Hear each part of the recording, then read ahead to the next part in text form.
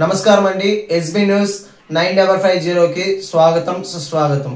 ఏ రోజు వార్త ఆ రోజు మనకు అప్డేట్ కావాలంటే ఎస్బీ న్యూస్ 9550 ఛానల్ ను మీరు సబ్స్క్రైబ్ చేసుకుంటే ప్రతి రోజు వార్త మీకు అప్డేట్ గా ఉంటుంది.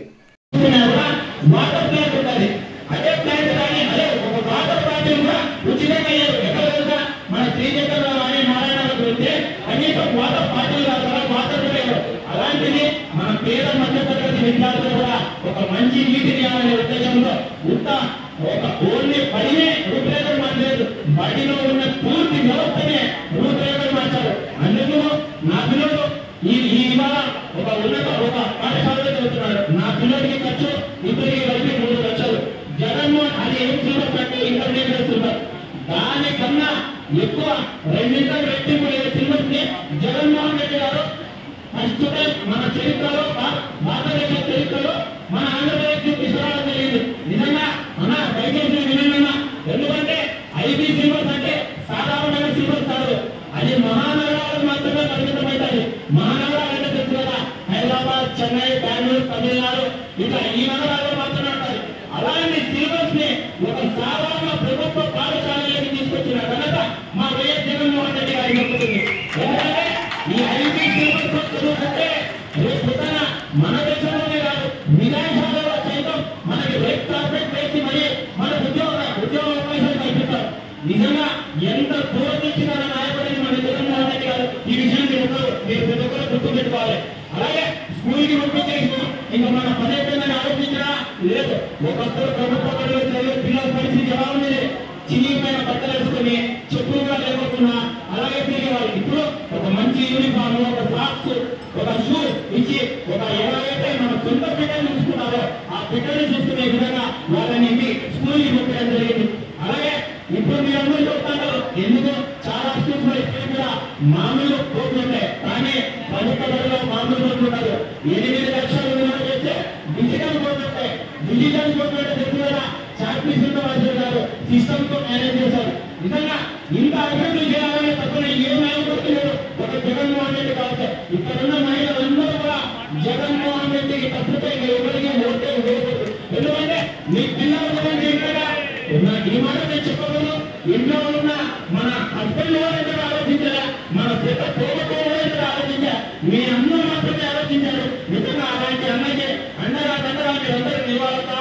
అలాగే సొంతింటి కళ దేశ చరిత్రలో 2004 నుంచి 2019 వరకు దివంగత నేత ముఖ్యమంత్రిగా ఉన్న హయాంలో దేశం మొత్తంలో 1 కోటి ఇళ్ల నిర్మాణం జరిగాయి. 1 కోటి ఇళ్లు. ఆ 1 కోటి ఇళ్ల నిర్మాణంలో 27 రాష్ట్రాలకు కలిపి 50 లక్షల ఇళ్ల నిర్మాణం అయితే మన ఆంధ్రప్రదేశ్ ఉమ్మడి రాష్ట్రంలో 50 లక్షల ఇళ్ల నిర్మాణం. అంటే 27 రాష్ట్రాలకి 50 లక్షల ఇళ్లు అక్కడ, 2 రాష్ట్రాలకు కలిపి 50 లక్షల ఇళ్లు. నిజంగా ఎంత గొప్ప వ్యక్తి, ఎంత గొప్ప ఆలోచన రాజశేఖర రెడ్డి గారు.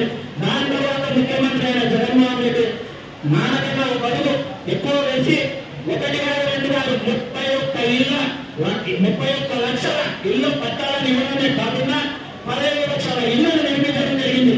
అక్క ఇల్లు పట్టాలు ఇవ్వడం అంటే ఆశామాషి ఇవ్వడం కాదు. ఎందుకంటే మన కడప చూస్తున్నా ఒక సెంటు ఎక్కడైనా 5 నుంచి 20 లక్షలు విలువ చేస్తుంది.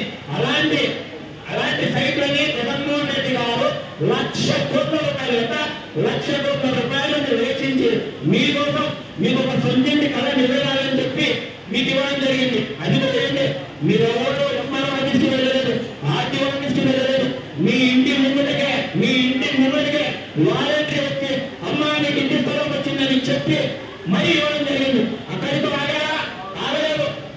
ఇంతకు ముందు గతంలో ఎవరు ఇంటి స్థలాలు ఇచ్చినా ఒక టీఫార్మ్ ఇచ్చేవాళ్ళు. ఆ టీఫార్మ్ ప్రభుత్వం మారిన తర్వాత వేరే వాళ్ళ భూపంచాయతీలకు వెళ్ళే పరిస్థితి వచ్చేది. కానీ అలాంటి పరిస్థితులు మన అక్క చెల్లెమ్మలకు రావద్దని చెప్పి జగన్మోహన్ రెడ్డి గారు ఏం చేసిన రిజిస్ట్రేషన్ 15 నుంచి 22 వేల ఖర్చు కూడా జగన్మోహన్ రెడ్డి ప్రభుత్వమే భరించేలాగా చేసి అవి కూడా తీసుకొని వచ్చి రిజిస్ట్రేషన్ నాయకులు కేవలం 1 రూపాయలకే నీ చేతికి ఇవ్వడం జరిగింది. నిజంగా ఇంత గొప్ప నాయకులు ఆలోచనలు ఈ దేశంలో ఎవరికి లేదని నేను ఈ సభాముఖంగా తెలియజేస్తూ, అలాగే మన కడప నగరానికి విషయానికి వస్తే కొత్తగా ఉన్న ఈ మధ్యనే లక్కీ ట్రిప్ ల్యాక్లోనూ ఎమ్మెల్యే గారు ఆమె 1 నెలలో ఎప్పుడైనా పొద్దుపోయినప్పుడు పొద్దునే అలా మన కమిషన్ తీసుకునే కమిషనర్ గారు నడుచుకుంటా అలా తిరుగుతారు. అలా తిరుగుతా అంటే అక్క ఏమక్క అని అక్కడ ఉండే వాళ్ళ మన అక్క చెల్లెమ్మని అన్నారు. ఏమక్క సూపర్ 6 లో పథకాలు ఇస్తామన్నారు కదా, మా కూతురికి 18 ఏళ్ళు నిండినాయి, మీరేమన్నా అది 18,000 రూపాయలు ఇస్తారక్క, ఇప్పటికి చాలా నెలలైపోయిందంటే లేదమ్మా నాకు నేను సురేష్ అన్న కుర్చీ వేలే మనం మాట్లాడుతున్నాను. అదే నేను అడిగింది 18,000 డబ్బులు కదా నువ్వే చెప్తాను. మళ్ళీ అదైపోయింది. మళ్ళీ 500 మళ్ళీ వచ్చింది. అక్క ఏమక్క 50 ఏళ్ళు నిండిన ప్రతి ఒక్క మహిళకి మన చంద్రన్న గారు 3,000 రూపాయలు ఇస్తున్నారు కదా, ఏమక్క లేదమ్మా నా కలెక్టర్ కుర్చీ నేను అందుకే ఏంటమ్మా నేను అడిగేది నువ్వు చెప్తానే లేదు మా అక్క అంటే లేదమ్మా నా కూర్చునే ముందు మీ పథకాలు వద్దు అంటారు. అలాంటి ఎమ్మెల్యే ఉండేవాళ్ళు అవసరమా? ఏ పట్టైనా మీరు పోతే ఇంటి తలుపులు తెచ్చుకున్న ఇలాంటి ఎమ్మెల్యే కావాలా? కుర్చీ పక్కన పెట్టాలి ఆ ఎమ్మెల్యే కావాలా? ఒకసారి మీరు అందరూ గుర్తు తెచ్చుకోండి.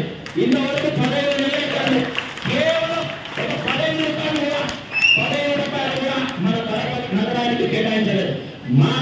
మా ఇద్దరు రథసారుల ఆధ్వర్యంలో మా అంజలన్న మరియు సురేష్ ఆధ్వర్యంలో 1 కాదు 2 కాదు 2,350 కోట్లు కడప నగరంలో ఇంతవరకు స్వాతంత్రం వచ్చినప్పటి నుంచి ఇప్పటి వరకు మన కడప నగరానికి అన్ని నిధులు రాలేదమ్మా. మొదటిసారి వచ్చాయి. అది కూడా ఊరికి ఆ నిధులు వచ్చాయని చెప్పలేదు. ఆ నిధులు చేతులు పెడితే స్థాపనలు కూడా ప్రారంభాలు కూడా మీరు రిమ్స్ దగ్గరికి వెళ్ళండి. రిమ్స్ దగ్గరికి వెళ్తే ఇంతకుముందు మనకి ఎవరికైనా క్యాన్సర్ లాంటి రోగాలు వస్తే మనం తిరుపతి పోవాలి, అనుకుంటే హైదరాబాద్ పోతాం. ఇప్పుడు ఏ క్యాన్సర్ రోగం వచ్చినా ఎటువంటి రోగం వచ్చినా ఎక్కడికి పోకుండా మన ఇంటి ముందే 100 నుంచి 150 కోట్లు విడుదల చేసే క్యాన్సర్ హాస్పిటల్ వీళ్ళిద్దరి హయాంలో నిర్మించడం జరిగింది. ఆ ఒక్కడితో అవ్వకుండా అనేక వ్యాధులు గురవుతున్నాయి. సూపర్ స్పెషాలిటీ హాస్పిటల్ కూడా 200 కోట్లతో వీళ్ళిద్దరి హయాంలో నిర్మించడం అనేది నిజంగా గొప్ప విషయమా కాదా? అలాగే మన కంటి హాస్పిటల్ అంటే ఏ మధురైతో ఏ హైదరాబాద్ వెళ్తున్నా అలాంటి పరిస్థితి లేకుండా పుష్పగిరి అలాగే ఎల్వి ప్రసాద్ లాంటి ఐ హాస్పిటల్స్ కూడా ఈ రోజు మన ఇంటి ముందు వచ్చినాయి. నిజంగా ఇంత అభివృద్ధి జరిగినా కూడా మా అన్న 25 కోట్లు ఓడిపోయినంటే నిజంగా సిగ్గు చేయదు. ఎందుకంటే మంచి చేసే వాళ్ళని పక్కన పెట్టి కథలు చెప్పే వాళ్ళకి నిచ్చెన వేసే రోజులు చూస్తా అంటే ఎంతో బాధ వేస్తుంది. అలాగే ఇంకొకటి త్వరలోనే ఎలక్షన్లు రాబోతున్నాయి మనకి. ఆ ఎలక్షన్లలో మన కేసులు పెట్టాం, అక్రమ కేసులు పెట్టామని భయపడిస్తారు. ఆ భయానికి నాకు తెలిసి మనందరం ఇక్కడ ఉండే వాళ్ళంతా పిడిగలు ముగించి ముందడుగు వేసే వైఎస్ఆర్ కాంగ్రెస్ పార్టీ సైనికులు ఎవరికి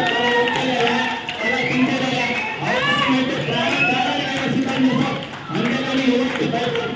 అలాగే ఎప్పుడైతే వైఎస్ఆర్ కాంగ్రెస్ పార్టీ జెండా పట్టుకున్నామో అప్పుడే ఆ జెండాని గుండెలో పెట్టుకున్నాం. సావైనా బతుకైనా జెండా నీడలనే ఎవరైనా ఆశలు పెట్టినా చివరి శ్వాస వరకు జగనన్నతోనే ప్రేమ ప్రారంభం.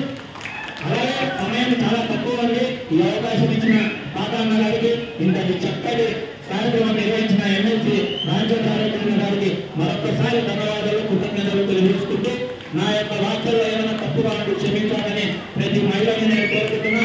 అక్క ఇక్కడ మాట్లాడిన ప్రతి మాటని మీ పక్కింటి వాళ్ళకి కూడా చేర్చాలని కోరుకుంటున్నాను. బాబు షూరిటీ మోసం గ్యారెంటీ కార్యక్రమానికి పెద్ద ఎత్తున ప్రజలు కూడా హాజరైన సంగతి మనందరికీ తెలిసిందే. నిజంగా చంద్రబాబు గారు ఏ విధంగా ప్రజలను మోసం చేస్తున్నారంటే, అందరికీ ఇంట్లో సంవత్సరానికి 3 సిలిండర్లు ఇస్తా అని చెప్పడం జరిగింది. సంవత్సర కాలంలో ఇప్పటికి దాదాపు 15 నెలలు అవుతుంది. ఇప్పటి వరకు దాదాపు 1,50,00,000 మంది కుటుంబాలు ఉంటే వాళ్ళకి ఇప్పటి వరకు ఆయన ఇచ్చింది కేవలం 30 లక్షల మందికి మాత్రమే. అది కూడా కేవలం 400 కోట్లు మాత్రమే కేటాయించింది. అట్లా మహిళలకి మోసం చేశారు. అలాగే మహిళలకి ప్రతి ఒక్కరికి 1,500 రూపాయలు 18 ఏళ్ళ నుంచి 50-60 ఏళ్ళు నిండిన వాళ్ళకి ఇస్తా అని చెప్పినాడు. వాళ్ళని మోసం చేశారు. 50 ఏళ్ళ మహిళలు ప్రతి ఒక్కరికి పింఛన్ 3,000 ఇస్తున్నారు. వాళ్ళను మోసం చేశారు. అందుకే మహిళా లోకమంతా ఒక పెద్ద ఎత్తున ఇక్కడికి వచ్చి మాకు మద్దతు తెలపడం జరిగింది. అదొకటే కాదు, ఒక 3 రోజుల నుంచి మనందరం పత్రికలలో మీడియాలలో కూడా చూస్తున్నాం. వైద్యానికి సంబంధించింది, విద్యకు సంబంధించింది, ఆరోగ్యశ్రీకి సంబంధించింది. విద్య, వైద్యం, ఆరోగ్యశ్రీకి సంబంధించిన విషయానికి వస్తే దాదాపు 17 మెడికల్ కాలేజీలు జగన్మోహన్ రెడ్డి గారి హయాంలో శంకుస్థాపన జరిగితే అందులో 5 కాలేజీలు ప్రారంభం కూడా నడుచుకున్నాయి. అలాగే 2 కాలేజీలు 90% పనులు కూడా అయిపోయాయి. అలాగే మిగిలిన 10 కాలేజీలు 70% పనులు ప్రారంభమయ్యాయి. అలాంటి కాలేజీలని ఇవాళ 10 కాలేజీలని చంద్రబాబు నాయుడు గారు ప్రైవేటీకరణ చేస్తామని చెప్పి మనకు చీకటి జీవో తీసుకురావడం జరిగింది. నిజంగా ఇది ఎంత దౌర్భాగ్యమైన చర్య. ఏంటంటే మధ్య పేదవాళ్ళకి ఒక మంచి విద్య అందించాలనే ఉద్దేశంతో జగన్మోహన్ రెడ్డి గారు మెడికల్ కాలేజీని తీసుకొని వస్తే ఈయన ప్రైవేటు వాళ్ళకి విద్యని దాసోహం చేస్తున్నారు. ఇప్పటి నుంచే కాదు, మొదటి నుంచి కూడా మన చంద్రబాబు నాయుడు గారికి విద్య అంటే ఒక వ్యాపారం లాంటిది. విద్య అనేది ఒక బాధ్యతగా ఎప్పుడూ భావించలేదు. అందుకే ఇవాళ విద్యని తీసుకుపోయి ప్రైవేటు వాళ్ళకి అప్పచెప్పడం జరిగింది. అదొకటే కాకుండా ఎంతోమంది పేదలకి ఒక ఉన్నతమైన ఆరోగ్యం అందక ఆరోగ్యం లేక ఇబ్బంది పడుతుంటే అలాంటి వారి కోసం ఆరోగ్యశ్రీ పథకం తీసుకుని వస్తే దాన్ని కూడా ఇవాళ కుప్పలకు దొక్కడం జరిగింది. ఏ విధంగా అంటే ఎన్టీఆర్ ఆరోగ్యశ్రీ అనే ఎన్టీఆర్ పేరుని కూడా తీసేసి అలాగే ప్రభుత్వమే ఆరోగ్యశ్రీని ఇంతవరకు నిర్వహిస్తున్న ప్రక్రియ ఉంది. కానీ ఇప్పుడు ఈయన ప్రైవేటుకు సంబంధించిన ఏదైతే ఇన్సూరెన్స్ కంపెనీలు ఉన్నాయో వాళ్ళకి ఇవ్వడం జరిగింది. అంటే ప్రజా ఆరోగ్యాన్ని కూడా గాలి వదిలేసి అలాగే అలాంటి ఎంతో మంది పేద విద్యార్థులకు అందాల్సిన విద్యను కూడా గాలి వదిలేసి చంద్రబాబు నాయుడు గారికి ఒకటే ఒక ధ్యేయం ఉంది. ఏంటి తెలుసా? విద్యా వైద్యం ఎందుకు దండగా, మద్యం ఉంది తాగు ఫుల్లుగా అనే విధంగా ముందుకు పోతున్నాడు. ఇవాళ ఎక్కడ చూసినా మద్యం షాపులు. కడప నగరానికి విషయానికి వస్తే 2019-24లో కేవలం 5 బెల్ట్ షాపులు ఉన్నాయి, 5 వైన్ షాపులు ఉన్నాయి. బెల్ట్ షాపులు ఉండేవే లేవు, పర్మిట్ రూములు అనేవే లేవు. అలాంటిది ఇప్పుడు కడప నగరంలోనే 25 వైన్ షాపులు, దాదాపు 50 బెల్ట్ షాపులు, పర్మిట్ రూములు. దీన్ని బట్టి మీరు గమనిస్తే ఆయనకు విద్య పైన వైద్యం పైన ఏమాత్రం మక్కువ లేదు. ఆయనకు ఉండేదల్లా ఒకటే మద్యం పైన. ఎందుకంటే మద్యంలో ఆయనకు ఆదాయం వస్తుంది కదా. ఇదే కాదు, మాలాంటి ఎంతో మంది నిరుద్యోగులకి, దాదాపు 1 కోటి మంది నిరుద్యోగులకి సంవత్సరానికి 36,000 బాకీ ఉన్నాడు. ఇంతవరకు ఒకరికంటే ఒకరికి నిరుద్యోగ భత్తి ఇవ్వలేదు. నిజంగా ఈ రాబోయే రోజుల్లో ప్రజలు ఈయనకి గట్టిగా బుద్ధి చెప్తారని ఈ మీడియా ముఖంగా తెలియజేస్తుంది.